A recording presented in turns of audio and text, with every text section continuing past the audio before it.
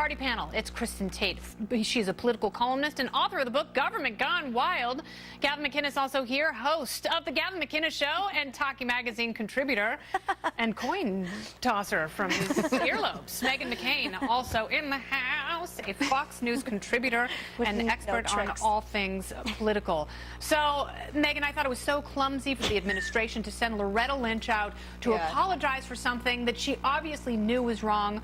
What do you think happened here? Do you think James Comey watched that interaction and realized it was bringing more embarrassment to his bureau? Yeah, I mean, the whole topic we had today that we were talking about all day long on the news was the fact that they had redacted the word ISIS. Every child knows that's what they took out. I think they probably curbed to pressure and realized that this was, ultimately hurting them instead of helping them. And I think the damage is done, though. They look like idiots. They do look like idiots. And Gavin, this is embarrassing for the administration because, believe it or not, the term ISIS, Islamic State, Abu Bakr al-Baghdadi, we've seen all those in the news every single day. Well, and somehow withholding those from the official transcript, I don't think it does a great thing to dampen the recruiting tool that ISIS has been using. What did they think that we thought was in those square brackets? Trump?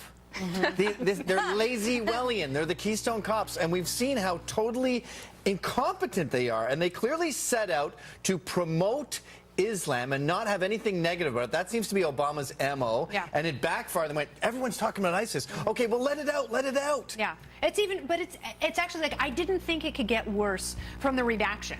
But redacting the redaction is somehow almost more embarrassing because they realize once again they're totally flat-footed. I thought the president had a horrible response to Orlando talking about gun control, and now somehow they're shielding us from this because we're so fragile and sensitive we can't possibly be confronted with the truth. It's like your kids play when you go see it at the school and you're going, yay! Oh my God, this sucks.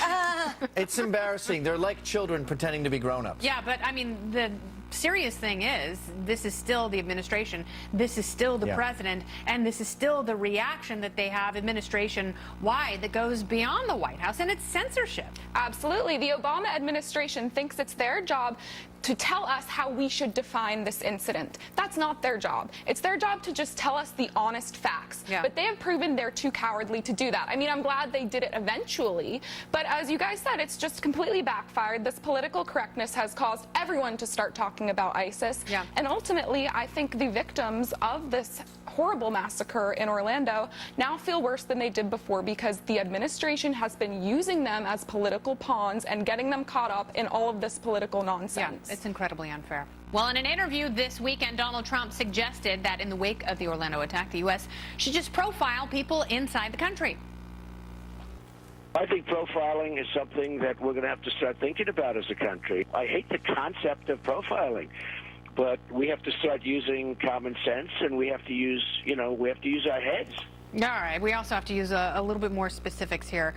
So if the FBI can't keep track of a future terrorist, how can we possibly expect them to profile every Muslim person in this country? Well, look, I mean, the word profile is kind of an inflammatory term, but we all profile everybody all the time.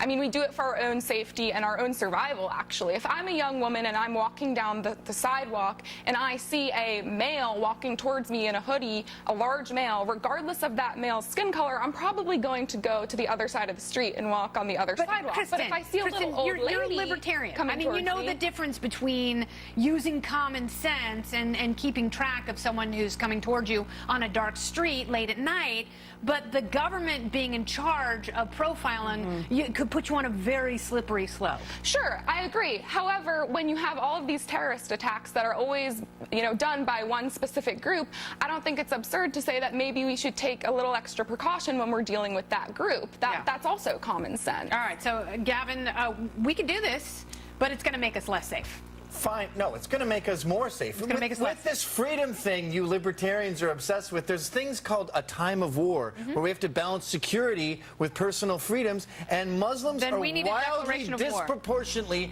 pro-suicide bomber, for example. Then let's allow Congress to make that declaration of war. All right, sounds good to me. We are officially at war with Islam, starting today on The Kennedy Show. No, we're not at war with Islam. We are at war with people who pervert Islam into a murderous ideology. I don't know if and it's that such a perversion. I'm starting to think these people are just very devout Muslims. I mean, they're following the Quran to a T. Some of them are, but some of them also use that as a justification for murder. Yeah, I mean, I think the Quran, it says smite ye above your necks. You chop someone's head off, you check that off your Quranic bucket list. I know, that's a very popular philosophy right now. It's also wrong, because if you profile everyone, it means you don't go after the bad guys. Yes, but profiling is part of policing, noticing patterns. If you see a white guy covered in jewelry in Harlem, he's probably dealing drugs. Bring Meghan in. Can I make a suggestion? Yeah. I think that we should profile people who are taking numerous trips to Saudi Arabia and the Middle East, because that's the constant with a lot of these terrorists. Yeah. I don't mean Muslims in this country. I mean people that keep going back and forth to the homeland for whatever reason. It happened with this killer, this shooter, Omar Mateen. He was radicalized clearly on the internet and in the Middle East. But I agree with you. This gentleman met with the FBI. This blood-sucking murdering monster met with the FBI numerous times. Three times.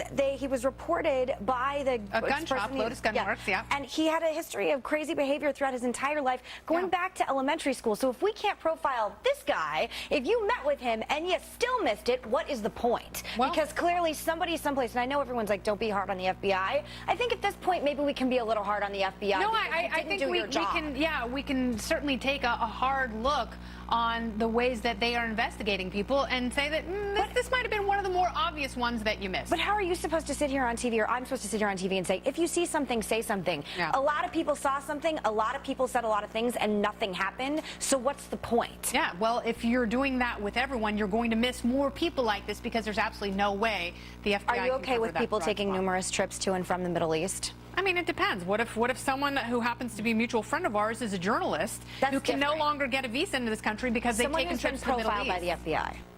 Well, I think if the FBI is doing that job, madam, that question answers it so. Okay. Coming up, the panel returns. Some big companies are backing out of the Republican convention. We will tell you exactly why.